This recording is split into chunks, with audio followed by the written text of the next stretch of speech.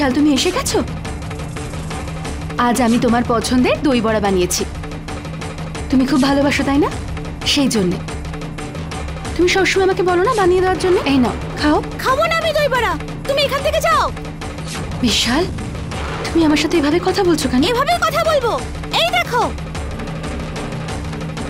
এটা কি? আমার স্কুলের লিভিং সার্টিফিকেট। আজকে তোমার জন্য আমি মায়ের থেকে দূরে চলে যাচ্ছি। তুমি আমার খারাপ চাও তাই না?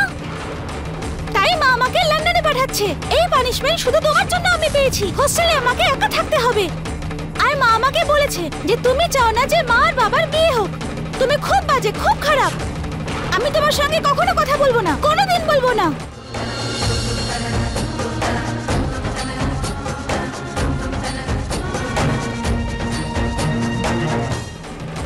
জয় হোক মহারানীর, জয় হোক। ওই ছোট বাচ্চাটাও তোর সীমা বুঝতে পারে, আর তুই নিজে পারিস না? হ্যাঁ, আরে এবার নিজের সীমাটা বোঝ, ছেড়ে দে। ছোট বাচ্চা, ওকে অন্তত রেহাই দে, বুঝলি? কি রে, চোখ বড় বড় করে কি দেখছিস? হ্যাঁ, ওরে বাপরে, আগে যেভাবে হাত ধরে টেনে আমায় বাড়ি থেকে বের করে দিয়েছিলি, এবার কি গলা টিপে দিবি নাকি? আরে একটা কথা কান খুলে শুনে রাখ শান্তুরি, বিশাল ভাইয়ের ছেলে। ওর যদি মাথা খারাপ করার চেষ্টা করেছিস না তুই, তাহলে কিন্তু আমার মাথা একদম বিগড়ে যাবে। আর আমার মাথা একবার বিগড়ে গেলে আমি যে কি কি করি সে তো তুই খুব ভালো করেই জানিস। মেঘা যা করার পরে করবে তোর সাথে, প্রথমে তোকে আমার মোকাবিলা করতে হবে। দেখ, দেখেছো তোরা, আমার ছেলেই আমাকে ভাবে যে আমি খুব খারাপ। আজ আমার ছেলে আমার চোখের সামনে আছে, আর আমি ওর কষ্ট ভাগ করতে পারছি না। উল্টে আমি আজ ওর দুঃখের কারণ হয়ে উঠেছি।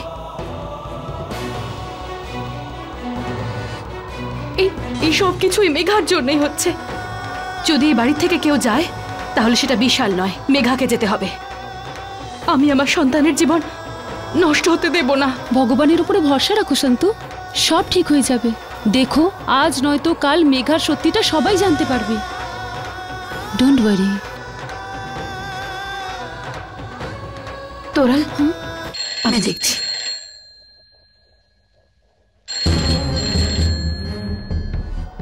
হ্যালো সন্ত, আমি হিতেন বলছি। হ্যাঁ হিতেন দা, বলো। আমরা পুরনো রেকর্ড চেক করার অনুমতি পেয়ে গেছি। যত তাড়াতাড়ি সম্ভব তুমি এখানে চলে এসো। ঠিক আছে হিতেন দা, আমি এক্ষুনি আসছি। কি হয়েছে শান্তু? হিতেন দা আমাকে ডেকেছে, আমাকে এক্ষুনি যেতে হবে।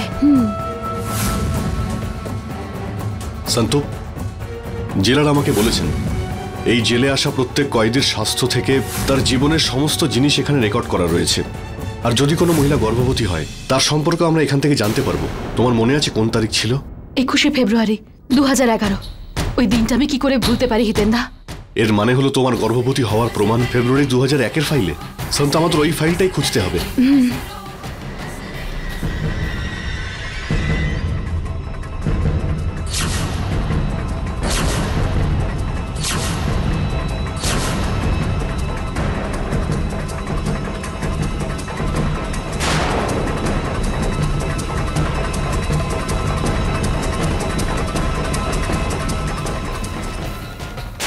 ফাইল পেয়ে গেছি। তোমার গর্ভবতী হওয়ার যদি কোনো প্রমাণ এই ফাইলে পেয়ে যাই, তাহলে মেঘার বিরুদ্ধে আরো একটা প্রমাণ আমরা পেয়ে যাব।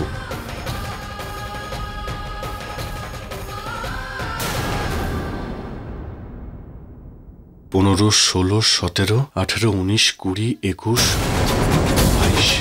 20-র পরে 22 কি করে হতে পারে? 21-এর পেজটা কোথায়? এই দেখো হিতেন দা, এই পেজটা কেউ ছিঁড়ে দিয়েছে। এই কাজটা মেঘাই করেছে। হ্যাঁ হিতেন দা, যে মহিলা এত পরিকল্পিতভাবে ষড়যন্ত্র করেছে সে সব তো ভেবেইছে যে আমরা ওর প্রমাণ খুঁজতে এখানে নিশ্চয়ই আসবো, তাই জন্য সে পেজটাই ছিঁড়ে দিয়েছে। কিন্তু সন্ত, এবার আমরা কি করব? এবার শুধু কোরিয়ালমাই আমাদের সাহায্য করতে পারে হিতেন দা। যদি ওই চিঠিটা আমি কোথাও পেয়ে যাই তাহলে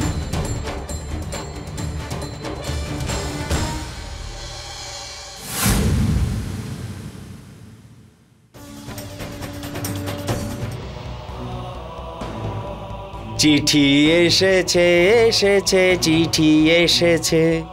এই চিঠিটা এসেছে আহমেদাবাদ থেকে। এই চিঠিটা এসেছে সুরাত থেকে। আর এই চিঠিটা এসেছে সন্তু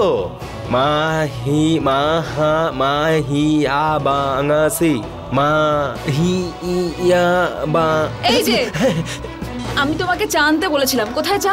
আমি তো চাই বানাচ্ছিলাম, হঠাৎ করে এতগুলো চিঠি এসে গেল। এখনই যাও আর আমার জন্য চা নিয়ে এসে যাও। এগুলো আমাকে দাও। আমি তুলছি। তুমি কি একটা কাজও ঠিক করে করতে পারো না? এই যে আমি চা নিয়ে আসছি, এক্ষুনি আসছি।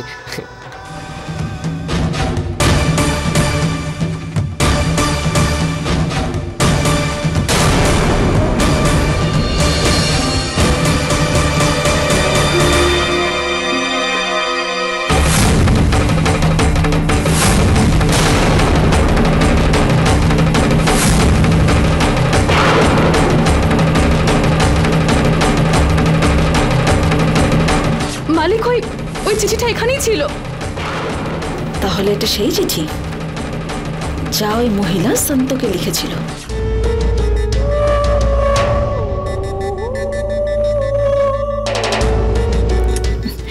সন্ত, তোমার ভাগ্য তোমার সঙ্গ দিচ্ছে না। এই চিঠি তোমার হাতে এসেও তোমার হাত থেকে বেরিয়ে গেল, আর এখন এলেও তো কার হাতে? আমার।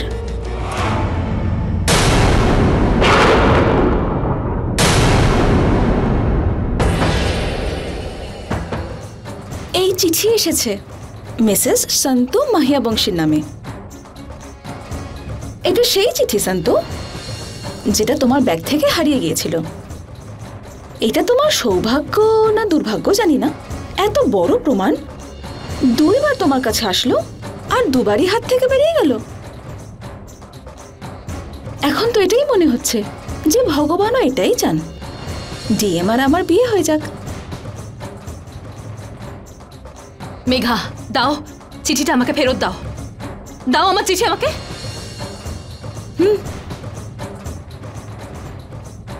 আমাকে কি তোমার পাগল মনে হয় যে এই চিঠিটা আমি তোমাকে দেব? নেভার সন্ত, নেভার। আসলে কি বলো তো, এটা চিঠি নয়, এটা তো আমার ক্যারেক্টার সার্টিফিকেট, তাই না? সন্ত, যদি এই চিঠি না থাকে তাহলে তুমিও এখানে থাকবে না, আর সত্যিটা কেউ জানতে পারবে না। সন্ত, তোমার ছেলের কাছে পৌঁছানোর শুধু একটাই রাস্তা ছিল, আর সেই রাস্তা মেঘা। সন্ত, এতদিন আমি জ্বলছিলাম এই আগুনে, এবার তুমি জ্বলবে। তোমার কাছে একটাই প্রমাণ ছিল, এই কাগজের টুকরো, আর এটাকেও আমি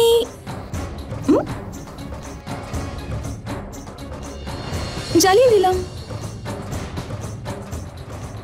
একটা কাগজের টুকরো কোনোদিন আমার ভাগ্য বদলে দিতে পারে না মেঘা। এই চিঠিটা পুড়িয়ে দিয়ে তুমি আমার উদ্দেশ্য বা লক্ষ্য কোনোটাই নষ্ট করতে পারবে না।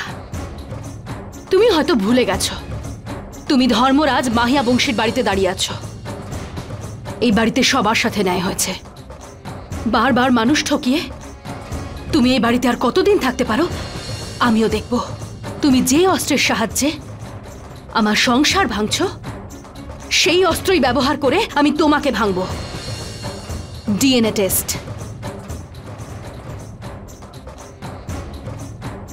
তুমি তো ডক্টর মেঘা, কিন্তু তুমি এটা ভুলে গেছো যে বাবার ডিএনএ যখন মিলবে তখন মায়ের ডিএনএও মিলবে তার বাচ্চার সাথে। আমি আমার ডিএনএ টেস্ট করিয়ে নিয়েছি মেঘা। ব্যাস, আর একটা দিন, শুধু একটা দিন, আর তোমার সব স্বপ্ন ভেঙে যাবে। কি হলো মেঘা, শুধু শুনেই এত ঘামছো? নিজের ঘাম মুছে নাও। শুনেছি গুরুজনরা বলেন, যারা অন্যের জন্য গর্ত খোঁড়ে তারা সেই গর্তেই পড়ে যায়।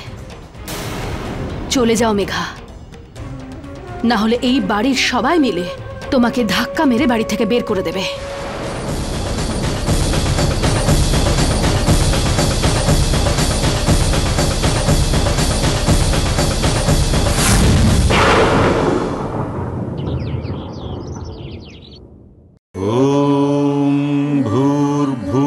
तत्सुवः तत्सवितुर्वरेण्यं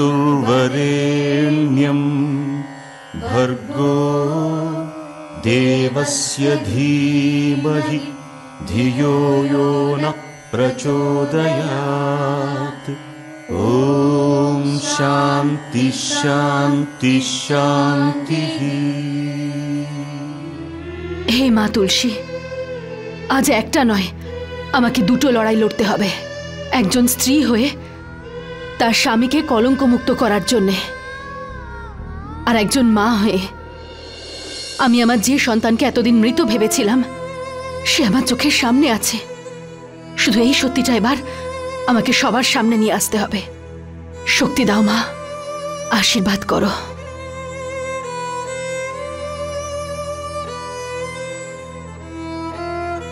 চম্পাকলি, তুমি? জয় শ্রীকৃষ্ণ মালকিন। জয় শ্রীকৃষ্ণ। দাদু কেমন আছে? দাদু এখন ভালো আছেন। উনি নিজে আসতে পারলেন না দুর্বলতার জন্য, তাই আমাকে পাঠালেন। আপনার জন্য অনেক চিন্তা করেন তো উনি। হ্যাঁ চম্পাকলি। চম্পাকে পৌঁছতে এসেছিলাম, যাই তাহলে। আরে কেদারদা, একটু চা জল খাবার খেয়ে যাও। না না না, বাজারে একটু কাজ আছে। জয় শ্রীকৃষ্ণ মালকিন। জয় শ্রীকৃষ্ণ। মালকিন, এই বাড়িকে এত সুন্দর সাজানো হয়েছে কেন? কোনো উৎসব আছে নাকি? কালকে সেই শুভ দিন। মালিক ডক্টর মেঘার সঙ্গে বিয়ে করছেন। কি? মালিকের বিয়ে হবে? হবে না। হবে।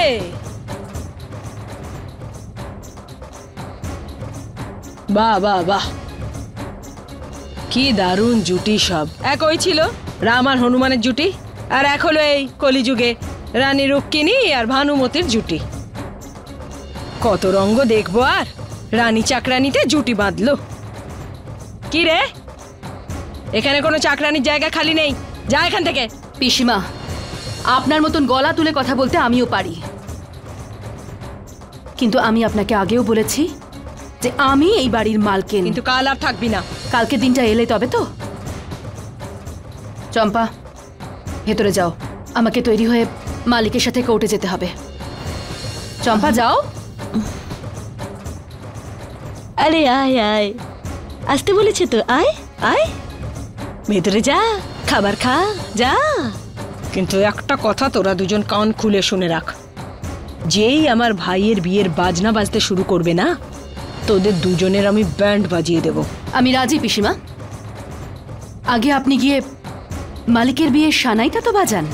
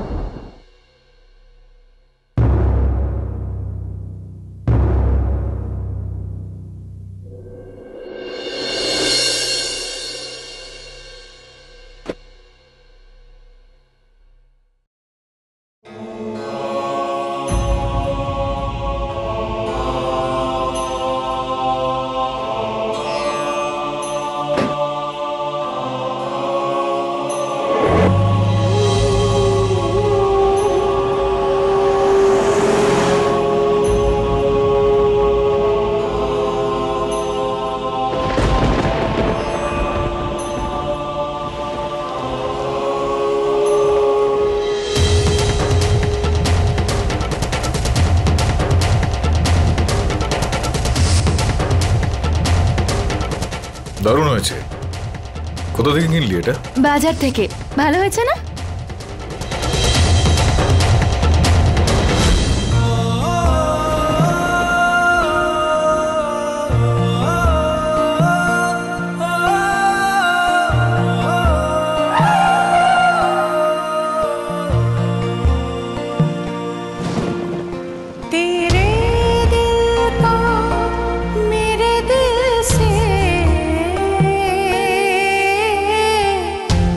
रिश्ता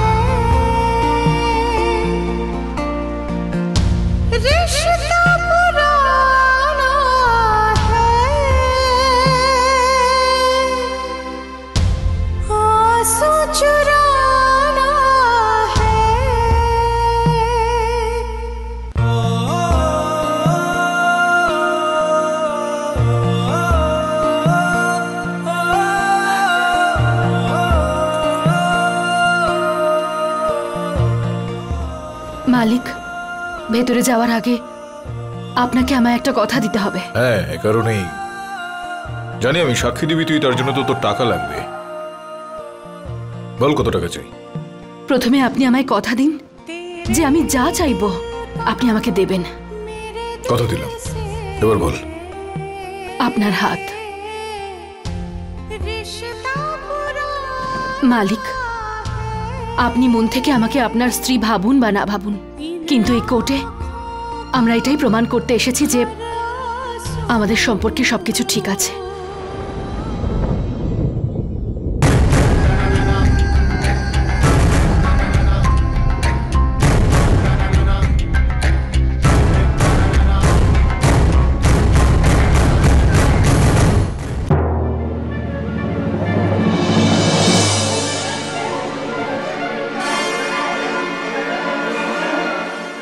আদালতের কাজ শুরু করা হোক।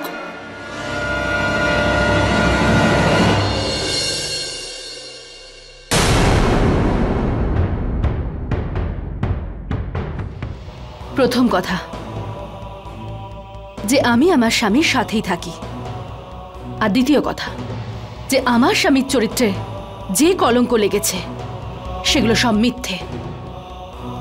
জজ সাহেব, আজ মানুষের সন্দেহ ধর্মরাজ মাহিয়া বংশীর চরিত্র নিয়ে প্রশ্ন তুলেছে, তার ওপর যিনি ন্যায় করার সময় কখনো আপন পর দেখেননি, শুধু দোষীকেই শাস্তি দিয়েছেন। আর সেই দোষী যদি ওনার নিজের বাড়ির লোকও হয়, এমনকি যখন উনি নিজেও ভুল করেছিলেন তখন উনি নিজেকেও শাস্তি দিয়েছিলেন।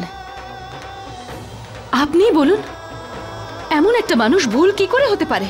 Objection me Lord. Permission granted. আমায় বলতে পারেন আপনি ঠিক কোন কারণের জন্য আপনার স্বামীকে ছেড়ে চলে গিয়েছিলেন? আমি এখনো আমার স্বামীর সঙ্গেই থাকি। আচ্ছা, একটা কথা বলুন, আপনারই বাড়িতে ডক্টর মেঘা কেন রয়েছেন? ডক্টর মেঘা আমার বান্ধবী, যিনি আমার নাতনি নন্দিনীর চিকিৎসা করেছিলেন। আপনার এই কথা আদালত কেন মানবে? কারণ এটা আমি ধর্মরাজ মাহিয়া বংশীর স্ত্রী সন্তু ধর্মরাজ মাহিয়া বংশী বলছি। আমরা যে অগ্নিকে সাক্ষী রেখে বিয়ে করেছিলাম সেই অগ্নির দিব্যি আমি আর আমার স্বামী এখনো একসাথেই থাকি। আমরা একে অপরকে খুব ভালোবাসি, আর আমাদের দুজনের মাঝখানে আর কেউ আসতেই পারে না, আপনি বা আপনার আইনও নয়। এখন যখন ধর্মরাজ মাহিয়া বংশীর স্ত্রী নিজে আদালতে এসে নিজের স্বামীর পক্ষে সাক্ষ্য দিয়েছেন, তখন এই কেসের আর কোনো অর্থই থাকে না। সব দিক বিবেচনা করে এই আদালত ধর্মরাজ মাহিয়া বংশীর বিরুদ্ধে আনা সমস্ত অভিযোগ ভিত্তিহীন মেনে নিয়ে এই কেস এখানেই খারিজ করছে।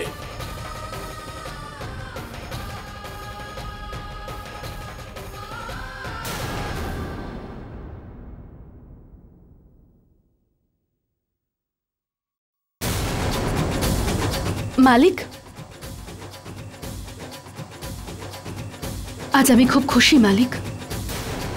আপনার চরিত্রে যে কলঙ্ক লেগেছিল তা মুছে গেছে আজ। দিদিভাই সবসময় ঠিক কথাই বলতো। খুবই চালাক মানুষ তুই, জানিস তো সম্পর্কগুলোকে কিভাবে ভাঙতে হয়, ধ্বংস করতে হয়, সেগুলো নিয়ে মিথ্যে কথা অনেককে বলে বেড়ানো। এই সমস্ত কাজ তুই খুব ভালোভাবে করে আসছিস। এটা হতে পারে যে আজকে তুই আমার পক্ষ নিয়ে কথা বললি, কিন্তু যেটাই তুই বললি আজ সেগুলো সব মিথ্যে কথা। ভীষণ রকম ঘৃণা করছি আমি আজ তোর এই মিথ্যে কথাগুলোকে। ঘৃণা মানুষ তাকেই করে যাকে সব থেকে বেশি ভালোবাসে। আপনি আমাকে যাই ভাবুন, কিন্তু আমি শুধু এইটুকু জানি আমার স্বামীর চরিত্রে যে দাগ লেগেছিল আজ সেটা মুছে গেছে। আমার চরিত্রের উপর যে কলঙ্কটা লেগেছিল সেটা তোর কারণে হয়েছিল, তুই জান এটা। এই সমস্ত কাজ তুই যা যা করেছিস নিজের স্বার্থের জন্য, এই বাড়িতে আরো একবার পা রাখার জন্য। কিন্তু একটা বিষয় তুই মনে রাখার চেষ্টা কর, আমি ওই মেয়েটাকে বিয়ে করবই, আর এখন তোর আর আমার কোনো রকম সম্পর্ক নেই। এই বিয়েটা হবে না। আমি মেঘার সত্যিটা সবার সামনে নিয়ে আসব, আর তারপর আপনি আমাকে ঘৃণা করবেন না, ভালোবাসবেন।